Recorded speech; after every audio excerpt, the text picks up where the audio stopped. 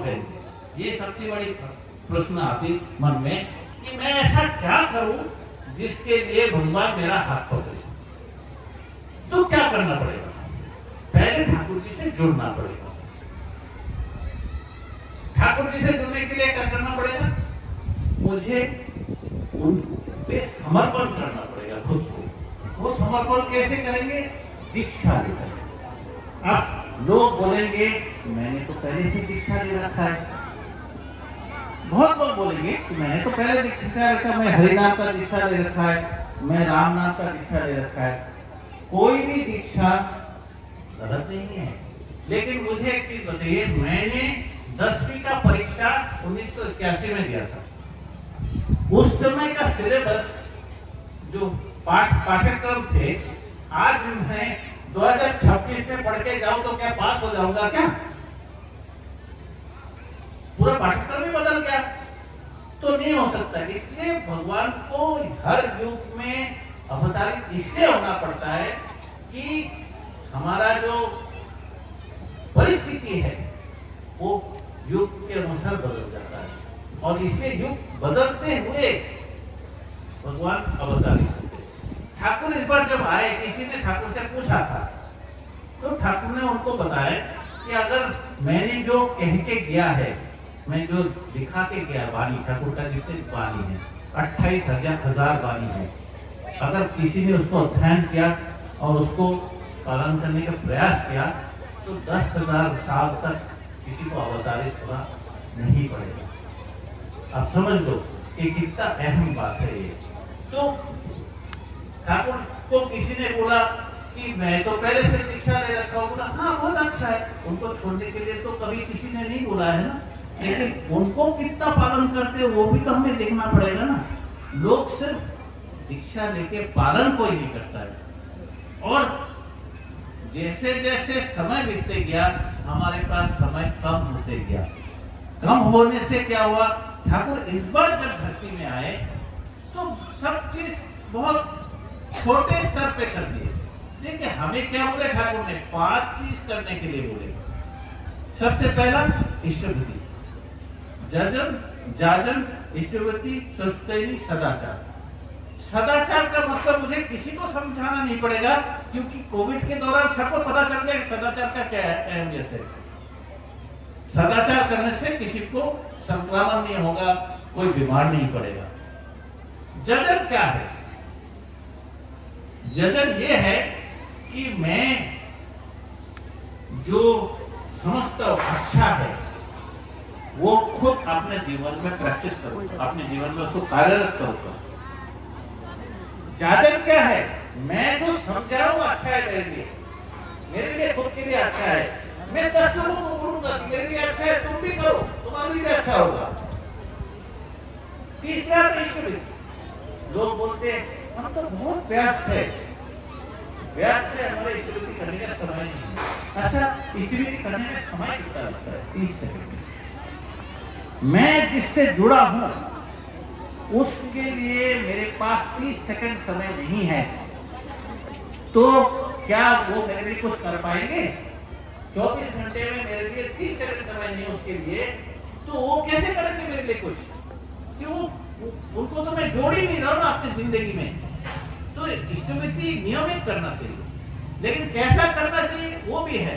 इष्टवृत्ति करने का नियम ये है कि मेरा पहला कर्म, जिनका जो पहला कर्म वो इष्टवृत्ति होगा पहला। अब किसी का दिन सो के कोई बोलता है, देखो मैं कौन क्या बोलता नहीं बोलूंगा, कोई सो के उसका उठने का आदत है 9 बजे, ठीक है, आप उसको बोलोगे कि 4 बजे उठ जाओ और इष्टवृत्ति करो, वो करेगा?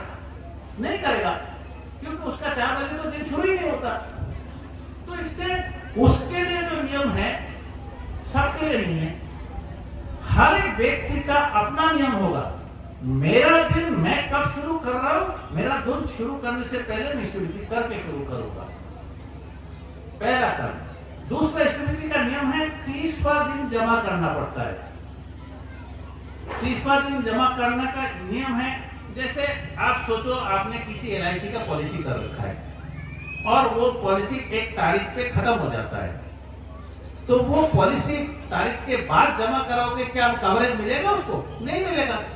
तो इसी तरह इष्टमिति तब तक कवर्ड होता है जब तक मैं नियम अनुसार उसको करूं। तीसरा, इष्टमिति का मतलब क्या है? मैं क्या करता हूं? मैं थोड़ा सा अर्घ लेके उनको अर्पित करता हूं, उनको समर्पित करता हूं, खुद को, मेरा कर्म को।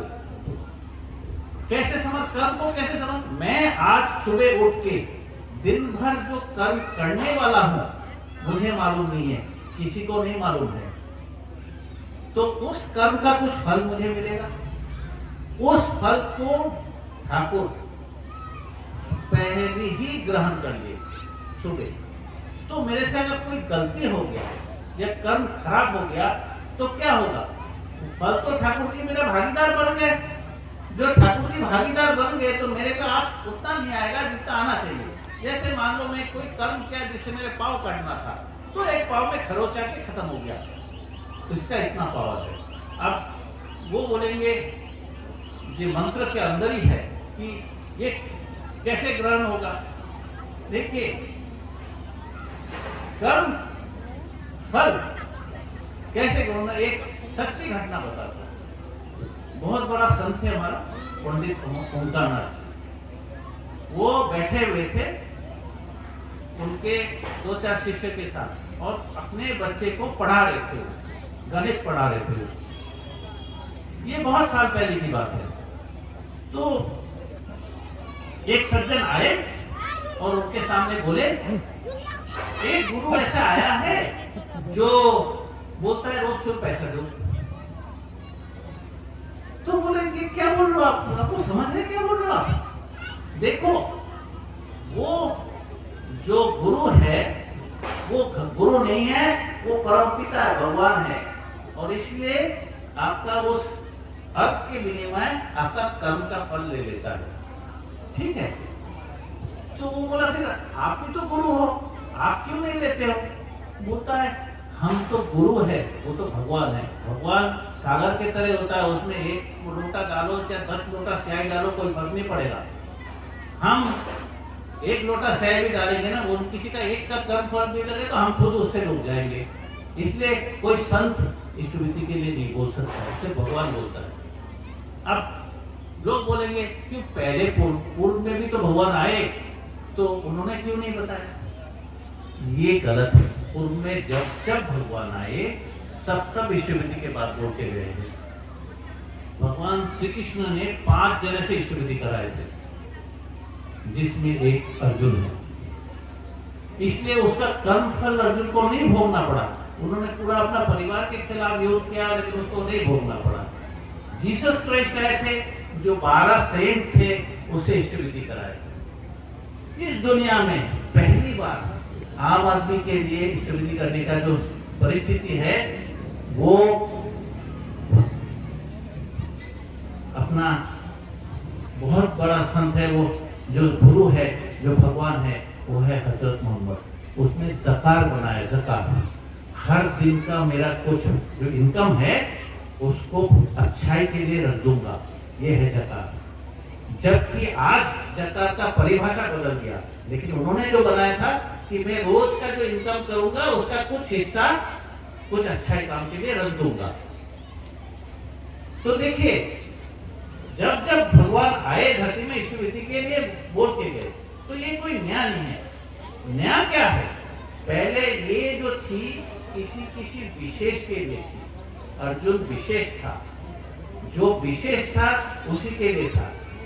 पहली बार ठाकुर आए धरती में और ये जो चीज है सबके लिए बांट दिया कि सब इष्टमिति कर सकते हो, सब इष्टमिति करके सबको भी उसका लाभ उठा सकते हो।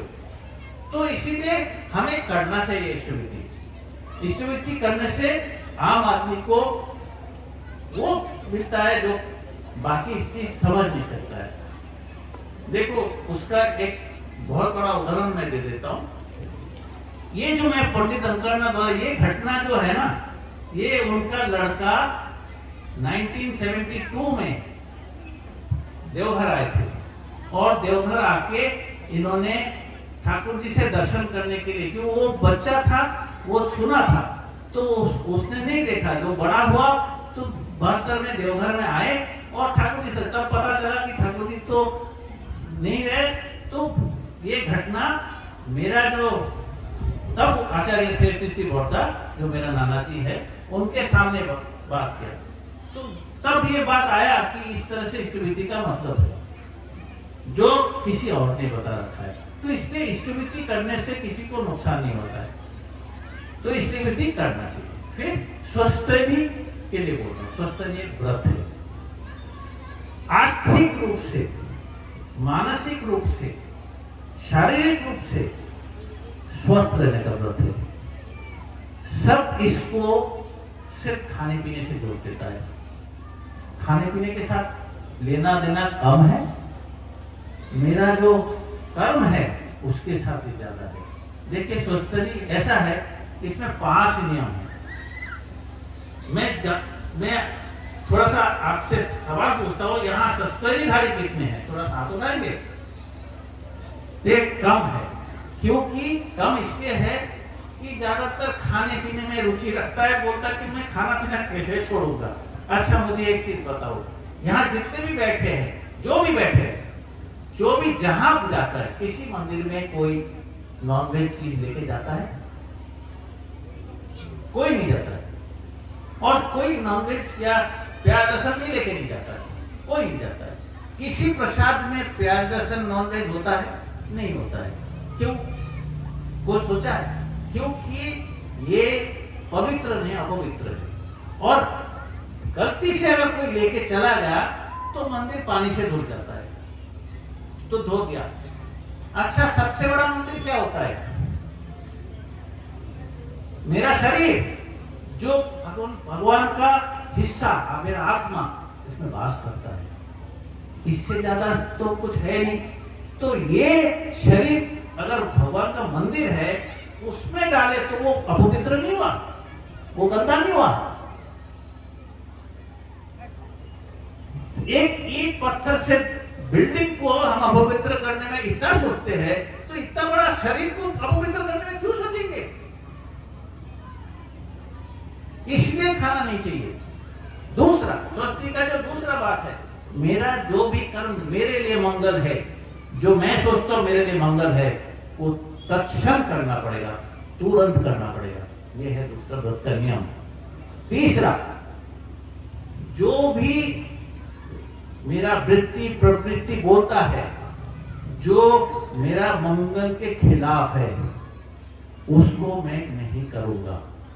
ये तीसरा व्रत है। जो ठाकुर ने बोला है, मेरा वृत्ति प्रवृत्ति का जो इच्छा है मेरा करने का वो नियम है, वो कोई ऐसा काम नहीं करूंगा जो मेरे मंगल के खिलाफ है। चौथा क्या है? इस दुनिया में सबको अकेला कर देता हूं, बाकी कोई नहीं रहेगा, अकेला रहेगा। कोई रह सकता है? कोई भी नहीं रह सकता है। इसके मतलब क्या है? मैं समाज में रहता हूं, समाज मेरे साथ रहेगा। तो समाज साथ रहने से क्या होगा? समाज साथ रहने से ये होगा कि उसका मंगल जब तक नहीं हुआ, मेरा मंगल नहीं हो सकता है। मेरा पड़ोसी खाने में उसके लिए कुछ है नहीं, भूखे मर रहा है, और मैं 5 चीज बना के खा रहा हूं, तो उसका मंगल तो हुआ नहीं, मेरा खुद का मंगल हुआ। तो मुझे क्या करना चाहिए? उसका मंगल सोचना पड़ेगा। तो यही है स्वस्ति का जो 4 व्रत।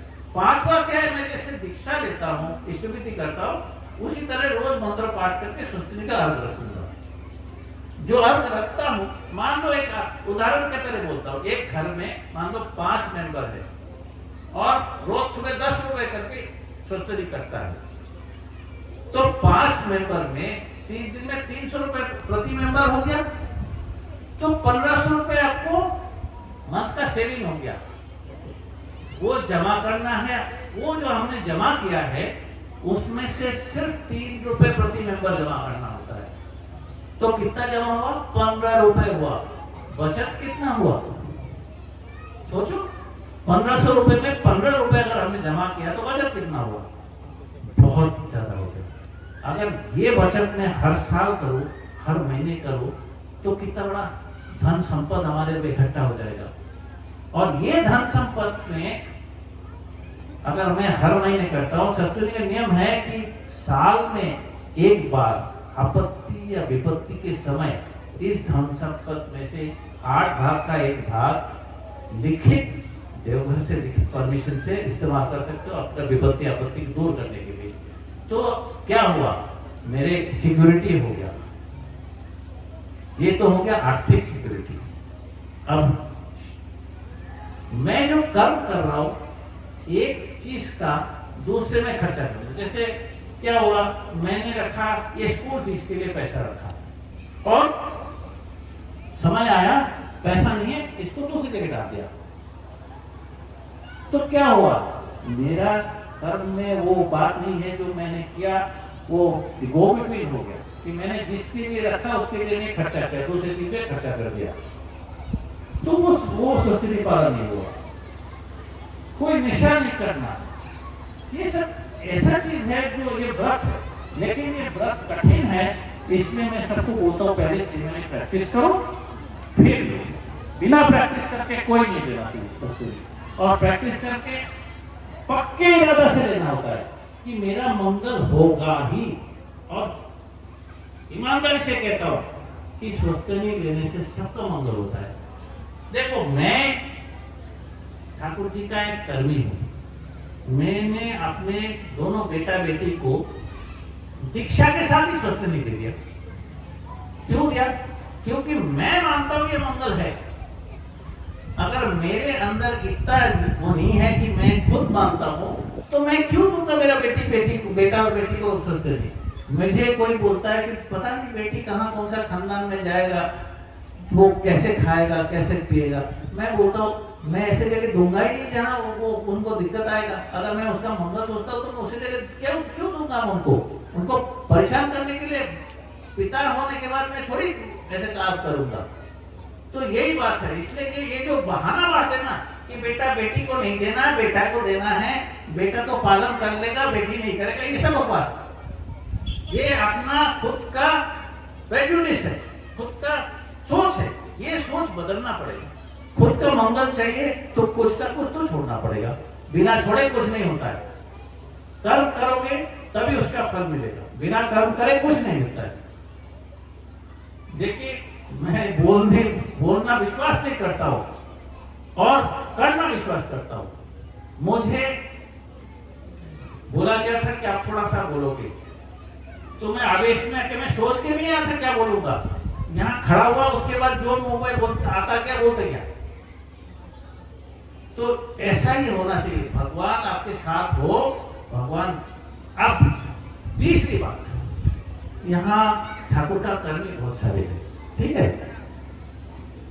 मैं दीक्षा लेता हूं जिससे, उनको ऋत्विक कहा जाता है।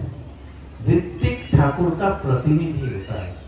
गुरु ठाकुर ही बने, ऋत्विक नहीं बने, पहला। दूसरा, जो मैं कार्य करता हूं, ऋत्विक जितने भी है उनको ये चीज, जिसको भी ठाकुर से जुड़े उनको ये चीज समझाना पड़ेगा कि गुरु तो वहां है, हम नहीं है। यहां मैंने देखा, अनुशासन के बारे में बोल रहा हूं, कि बहुत लोग ठाकुर के तरफ उल्टा होके दूसरे को प्रणाम कर रहे हैं। बहुत लोग ने किया। अच्छा, मुझे एक चीज बताओ, ठाकुर यहाँ शरीर में बैठे रहते तो आप लोग करते क्या? ये खुद सोचो, नहीं करते। कोई एक आदमी भी नहीं करता। इसके मतलब क्या है? मैंने जो किया गलत है। ठाकुर रहते हुए किसी को प्रणाम करना की आवश्यकता नहीं, कोई भी नहीं।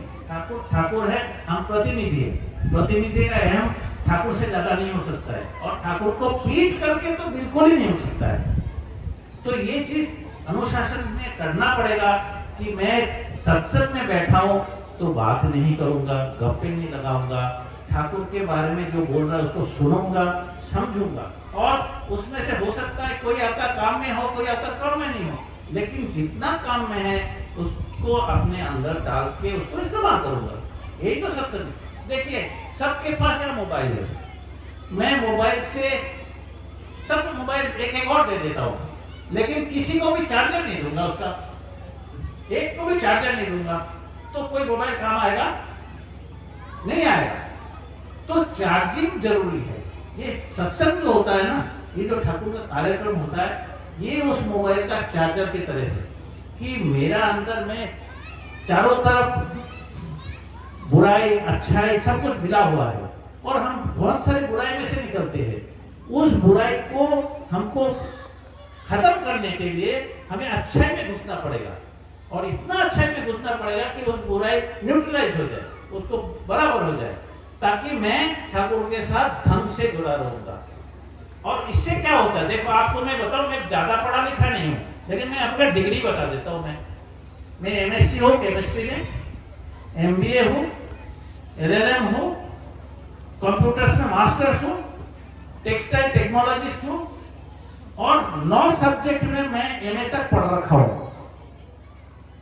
इतना तो पढ़ रखा हूं। आप वो बोलेगा इतना कैसे पढ़ लिया आदमी ने? अच्छा, मैं जब 10वीं पास किया था ना, तब जो इससे पूर्व में जो आचार्य देव थे, वो मेरा बड़े मामा लगता है। उन्होंने बोला तू तो बोर्ड में पोजीशन लेके आया ना, मैं बोर्ड में मेरा पोजीशन था, तो उन्होंने बोला तेरे को मैं गिफ्ट करना चाहता हूँ, तेरे को मैं ब्रिटानिया एनसाइक्लोपीडिया उस जमाने में करीब करीब लाख 1.5 लाख रुपए लगता था, उसको तुझे गिफ्ट करता हूँ, लेकिन एक शर्त है। मैंने बोला हाँ हाँ पूरा कर दूंगा, इतना अच्छा कि कौन मना करता है, बोलो। मैंने बोला हाँ पूरा कर लूंगा। तो बोला मैंने सुन तो ले मेरी शर्त। तो मैंने बोला बोलो। बोला मुझे तो मैं जितने वाली किताब पूरा वॉल्यूम पढ़ा हूं ना, उससे एक बार ज्यादा पढ़ना पड़ेगा। बोला हाँ पढ़ लूंगा। मैंने बोल दिया, अब आवेश में तो बोल दिया। तो बोला पहले सुन तो ले पूरा। तो बोले मैंने उस पूरा वॉल्यूम को 54 बार पढ़ा। एक एक वॉल्यूम 3500 पन्ने का होता है। 34 वॉल्यूम उस जमाने में 34 वॉल्यूम का आते थे, और उसका जो लिखावट है ना, इतना बारीक है कि एक किताब 3 किताब के बराबर है। अब उतना पढ़ने में मुझे कम से कम 25 साल लग जाएगा। तो उस चीज को लेके मैं क्या करूंगा जो 25 साल में पढ़ भी नहीं पाऊंगा मैं। समझ गए? आप समझो। तो मैं खुद को क्या बोलता, मैं ज्यादा पढ़ा लिखा नहीं हूं। वो देखो वो कितना पढ़ा लिखा है, वो किताब उन्होंने 54 बार पढ़ लिया, समझो। और वो किताब में वो इतना पढ़ते थे कि उनका जो लाइब्रेरी है ना, ये पूरा प्रांगण में अगर किताब का शेल्फ डाल दो तो वो भर जाएगा शेल्फ से, इतना किताब पढ़ते थे। तो उनको मैं पढ़ा लिखा बोलता हूँ। इसलिए ये जो क्या है, घर में दिखाना पड़ता है, खुद पढ़ो, समझो, पढ़ाओ, तब तो जाके बच्चे पढ़ेंगे। हम बोलते बच्चे मोबाइल करते हैं, हम सबको बोलते हैं बच्चे बहुत मोबाइल करते हैं। अरे भाई आप खुद मोबाइल करते हो, पढ़ते कहाँ हो? खुद पढ़ो ना, बच्चे को दिखाओ पढ़ के। कोई पढ़ता नहीं है, दूसरे को बोलने के लिए बोलता है, लेकिन खुद तो कुछ नहीं करता है। खुद करो, खुद करोगे तो बच्चे भी करेंगे। आप घर में देखो, जिसका पिताजी आर्ट करता है, उसका बेटा बेटी में से कोई ना कोई आर्ट करता है। जिसका पिताजी कुछ और काम करता है, देखना बेटा बेटी में से काम। क्यों? वो देखता है, बच्चा कच्चे मिट्टी होता है, उसको जैसे ढालोगे वैसे होगा। और इसीलिए ठाकुर से जुड़ो, ठाकुर से जुड़ के खुद को संभालो, खुद को परिवार को संभालो, खुद को समाज को संभालो, खुद को देश को संभालो। जब तक ये नहीं होगा तब तक अपना देश आगे नहीं बढ़ सकता है। और इसीलिए मैं आज सबको मेरा तरफ से मैं ये बोलूंगा कि अंतरात्मा को जगाओ, सोचो मैं क्या करना चाहता हूँ, क्या कर रहा हूँ और कैसे करना चाहता हूँ। जब तक ये नहीं करोगे तब तक हमारा खुद का उन्नति नहीं होगा, किसी और का भी उन्नति नहीं होगा। इतना ही कह के मैं अपना वाणी को विराम देता हूँ। और विराम देते देते मैं ठाकुर जी का लिखा हुआ एक गीत गाऊंगा।